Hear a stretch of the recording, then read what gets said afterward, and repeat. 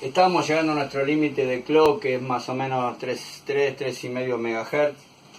Y teníamos nuestro CPU, que acá adentro ya más o menos lo habíamos dibujado. Nuestro CPU estaba trabajando al límite muy caliente y con muchos problemas de interferencia y de necesidad de calidad en el diseño del motherboard.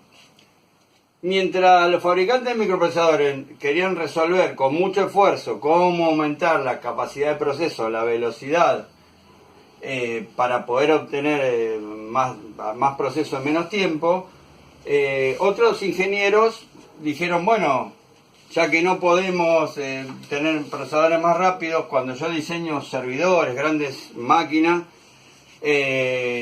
diseñan unos motherboards con una circuitería capaz de poner dos microprocesadores de esto. Entonces tienen el CPU1 y el CPU2. Y luego lo hicieron con 3, con 4, hasta con 8 veces.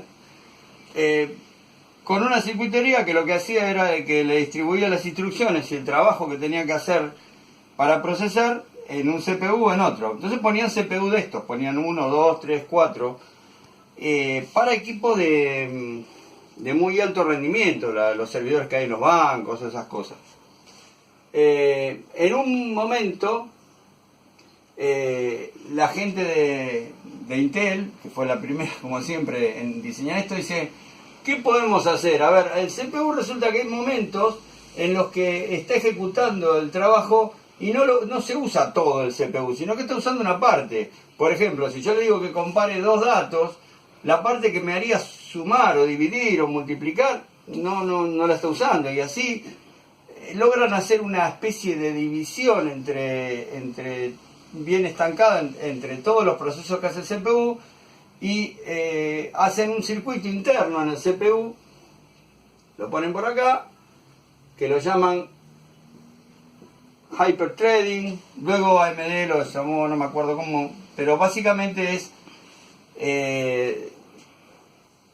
un doble hilo, super hilo de proceso. Cuando hablo de hilo de proceso, ¿sí? Entonces entraban dos hilos de proceso, dos necesidades de proceso, como si hubiera dos CPUs acá.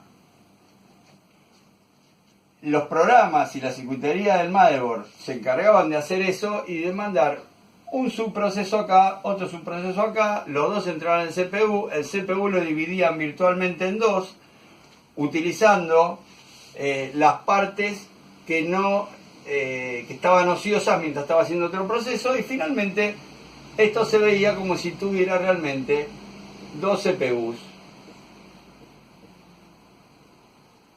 aunque eran virtuales. Realmente había un solo CPU, pero se obtenía también dos procesos de datos diferentes.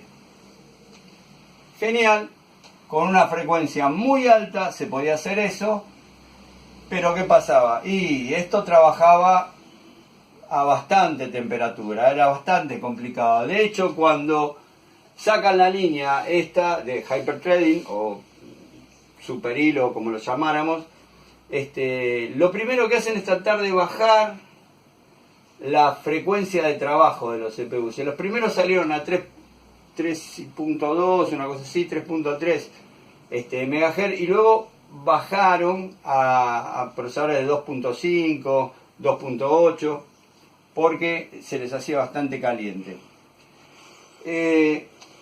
Otra cosa que le agregaron a los CPUs es una unidad, al principio, esto me olvidé de mencionarlo antes, es una unidad de punto flotante.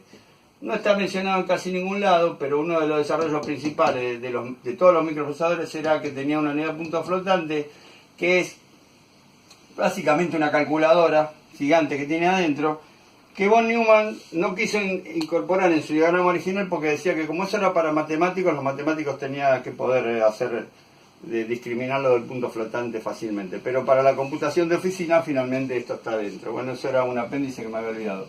Pero bueno, básicamente tenemos hasta ahora llegamos a un procesador que puede hacer dos subprocesos, que se ve como si fueran dos procesadores. Y ahora les cuento cómo sigue.